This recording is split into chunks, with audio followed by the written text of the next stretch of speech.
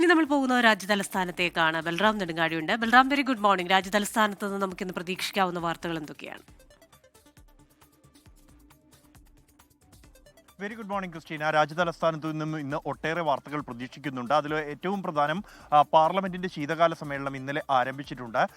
ഇന്ന് രണ്ടാം ദിവസമാണ്. ഇന്നും സഭയിൽ ഇരു സഭകളിലും പ്രതിഷേധം തുടരും എന്ന് തന്നെയാണ് നമുക്ക് ലഭ്യമാകുന്ന വിവരം. കാരണം പ്രതിപക്ഷം SIR ഒരു പ്രധാന വിഷയമായി ഉന്നയിച്ചുകൊണ്ട് പ്രതിഷേധിക്കാനാണ് തീരുമാനിച്ചിരിക്കുന്നത്. ഇന്നലെ ആദ്യ ദിനം തന്നെ ലോക്സഭ 3 തവണയാണ് തടസ്സപ്പെട്ടത്. തുടർന്ന് പിരിയുകയായിരുന്നു.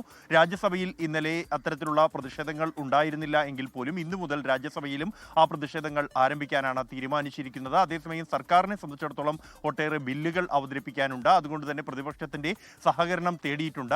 എന്തായാലും ഇന്ന് സഭയിൽ പ്രതിപക്ഷം സ്വീകരിക്കുന്ന നയസമീപനങ്ങൾ ഏറെ നിർണായകമാകും.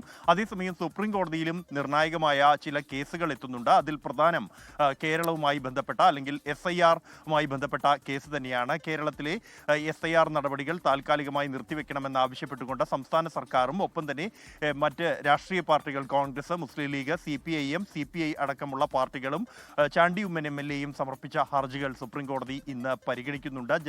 ചീഫ് ജസ്റ്റിസ് സൂര്യകാന്ത് അധ്യക്ഷനായ ബെഞ്ചാണ് ഈ ഹർജികൾ പരിഗണിക്കുന്നത്.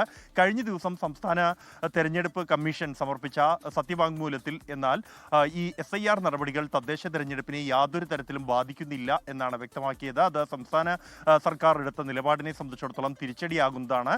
സംസ്ഥാന തെരഞ്ഞെടുപ്പ് കമ്മീഷൻ സമർപ്പിച്ച സത്യവാങ്മൂലം എന്നുള്ളത് ഈ ഒരേ ഉദ്യോഗസ്ഥരെ 2 ചുമതലകൾ ഏൽപ്പിച്ചിട്ടില്ല എന്നും യാതൊരു തരത്തിലും തദ്ദേശ തെരഞ്ഞെടുപ്പിനെ ഈ SIR നടപടികൾ ബാധിക്കില്ല എന്നുമാണ് സംസ്ഥാന തെരഞ്ഞെടുപ്പ് കമ്മീഷൻ അറിയിച്ചിരിക്കുന്നത്. അതേസമയം ഈ SIR നടപടികൾ ജനാധിപത്യ വിരുദ്ധമാണ് എന്നാണ് രാഷ്ട്രീയ പാർട്ടികൾ സമർപ്പിച്ച ഹർജികളിൽ ചൂണ്ടിക്കാണിക്കുന്നത്. ഇതുമായി ബന്ധപ്പെട്ട് സുപ്രീം കോടതിയിൽ നിന്നുണ്ടാകുന്ന തീരുമാനം നിർണായകമാകും. പ്രത്യേകിച്ച് ഈ തദ്ദേശ തെരഞ്ഞെടുപ്പ് ഉൾപ്പെടെ പരിഗണിച്ചുകൊണ്ട് ഈ SIR-ന്റെ തീയതി സമയപരിധി നീട്ടുന്ന ഒരു തീരുമാനം തെരഞ്ഞെടുപ്പ് കമ്മീഷന്റെ ഭാഗത്തു നിന്നുണ്ടായിരുന്നു.